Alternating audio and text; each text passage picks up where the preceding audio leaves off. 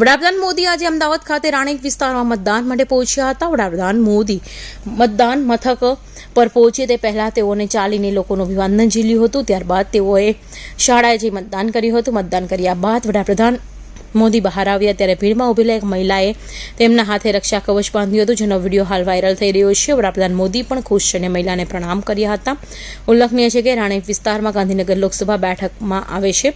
ત્યાંથી કેન્દ્રીય ગૃહમંત્રી અમિત શાહ ભાજપના ઉમેદવાર છે. ત્યારે વડાપ્રધાન ખુદ પોતાના મત અધિકારનો ઉપયોગ કરવા માટે અમદાવાદ ખાતે આવી પહોંચ્યા હતા. હજારોની ભીડ વચ્ચે મતદાન કર્યા બાદ વડાપ્રધાને એક નાનો રોડ શો પણ યોજ્યો હતો. તેમાં લોકોએ વડાપ્રધાનનું ઉમળકાભેર સ્વાગત કર્યું હતું.